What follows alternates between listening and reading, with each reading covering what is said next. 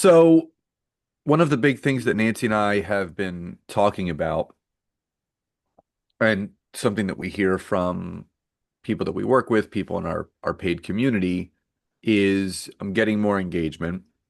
My content is being seen by the people in my network, but how do I increase my visibility? How do I increase my reach?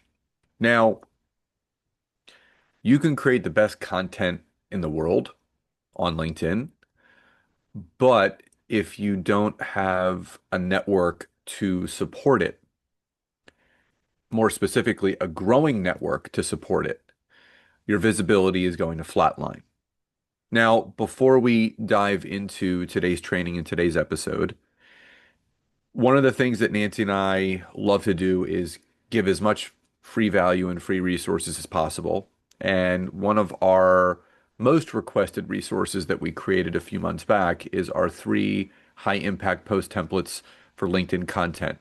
Um, it's basically Mad Lib style. You're going to get some prompts that help you to craft and create really high impact thought leadership content for LinkedIn.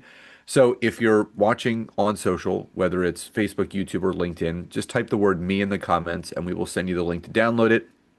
If you are listening on the podcast, super duper easy. Just go to the description, the link will be there, click it, download it, and it's yours. And we want to hear your feedback, like which template of the three that you got did you like the most? How did they perform? Feedback is important to us. So when we talk about increasing your visibility on LinkedIn, yes, your content is a portion of it, but I think what people fail to remember is that every single account on LinkedIn, whether it's free or paid, you are given 100 invitations a week to send to targeted second connections to bring in to make them your first connection. Now, this can be done through the search engine or the My Network section, but LinkedIn is telling you, hey, we want to help you grow your visibility. We want to help you grow your reach. We want to help you grow your network. So here are 100 invite credits that you can use every single week to grow that network, to grow that visibility. So, Nance, I'll turn it to you first.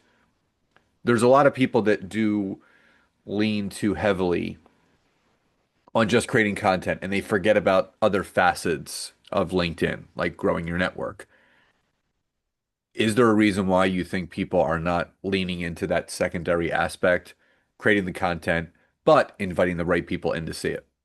Yeah, I mean, I think it really comes back to, right? I think there's a sequence of things that we need to do and that we need to focus on whenever it comes to utilizing LinkedIn in the best way possible, right? And I think other people who are just posting, right? That's all you see. You don't see the behind the scenes stuff. And so everyone looks around and goes, oh, I guess I should be posting on LinkedIn. So I'm going to do that. That's one thing. Right. But whenever I talk about the sequence, I think number one, most important is deciding what you're using LinkedIn for. Okay. When you make the decision that I'm going to use LinkedIn to grow a network of connections of people who are going to build the know, like, and trust, they're going to see my content. They're going to be connections that I can reach out to. They're going to be people who will subscribe to my newsletter, right? They'll become cold leads and they'll warm up into warm leads. So I think those things are very important. And it's part of the bigger picture of using LinkedIn in the right way. So, number one, decide what you want to use LinkedIn for. And just for everyone who's listening right now, LinkedIn is not just for connecting with leads, right? It's not just for getting on calls, with the hopes that you're going to close someone into your programs. It's also an amazing game changer for your business of a place where you could actually use LinkedIn strategically just to make referral partners, what we call power partners, right? So, just to kind of give you a little example, because this is something that happened in my business, I had actually, with my agency, we do social media content repurposing. I was working with a nonprofit client, and I was kind of excited because I'm like, it'd be kind of cool to expand, in the nonprofit space. And there was a need that popped up. And it was a need for someone who did PR specifically in the nonprofit space. And so I started connecting with some, PR experts who specialized in working with nonprofits. Okay. Luckily, they put that on their profiles. I was able to sort through, I was able to actually connect with some pretty amazing people. And guys, it was probably my second call that I got on with someone and I started explaining, yeah, we're actually an agency. We help with the content side of things, but we're really looking for a PR partner. She goes, well, funny you mentioned that. I'm looking for a content partner, and most agencies, she said, do not, okay, whenever it comes to PR, don't want to touch the content side of things, but it's a necessary thing, right? For people to have content and to build their brand. And so she said, if you want to turn on the water hose, just let me know. I'll be a partner. I'd be happy to refer business. And again, I decided, I'm like, well, I don't really want to, really narrow in and go down that route at this time.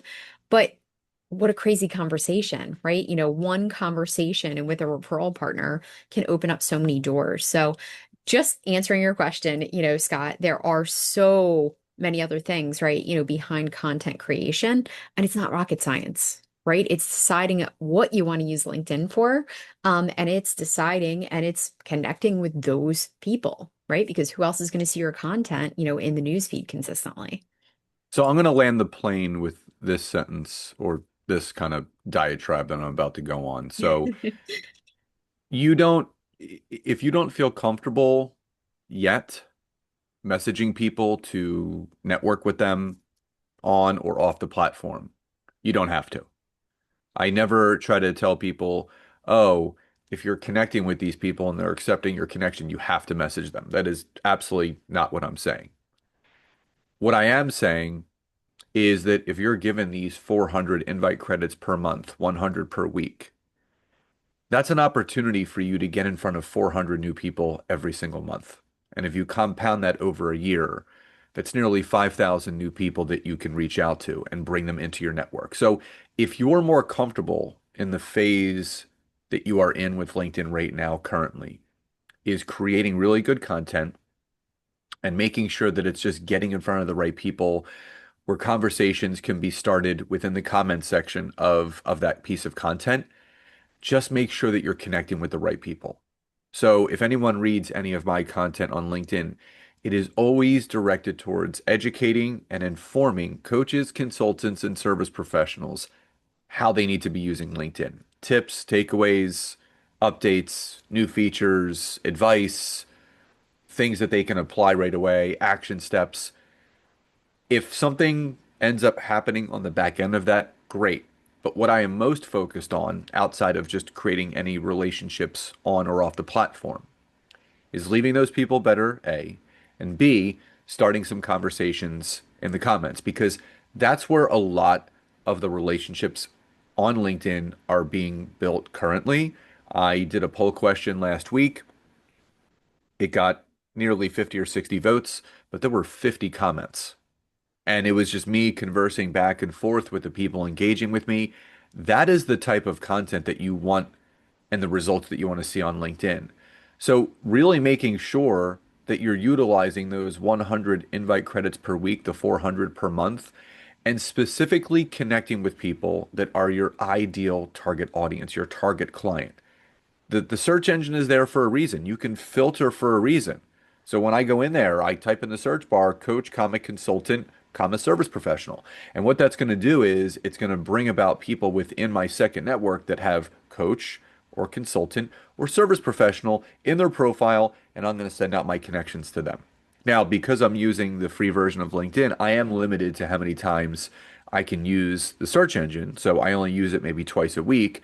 But as the right people start to accept my connection request, the My Network section, which is the suggested connections that LinkedIn gives you based on your search criteria, the people that have accepted your connection request, and things listed on your profile, they will basically hand feed you and spoon feed you ideal connections right there. So making sure that you're using that section as well on the other 3 days. So for me, I do searching Mondays and Fridays, and I use the My Network section Tuesday, Wednesday, and Thursday. Above that, it's also good to have some what I call business allies, as Nancy kind of forementioned with the partnership that she established on LinkedIn. You want those types of people in your network as well. So I have other LinkedIn coaches, LinkedIn consultants, LinkedIn experts within my feed and my network because we are aligned in similar beliefs of how people properly should be using LinkedIn so they will support my content, I will support theirs, and vice versa. So, increasing your visibility on LinkedIn is not just about the quality of your content. Yes, that is a key aspect to it, but having the right network that's going to see it and growing that network with the availability that LinkedIn gives you will increase your visibility over time. So, before we close out today's training in today's episode, remember if you're wanting to get started with the first part, which is starting to create some high impact content on LinkedIn, then download our free template resource, which gives you 3 high impact post templates for LinkedIn content to position you as a thought leader and an expert in the space that you're in. If you're listening on the podcast, the description of this episode has the link. Click it, download it, it's yours. If you're watching on social, Facebook, LinkedIn, or YouTube, just type the word me in the comments and we will send you that link. So, everyone, we hope you enjoyed today's episode. Love and gratitude, and we'll talk to you next time. Bye.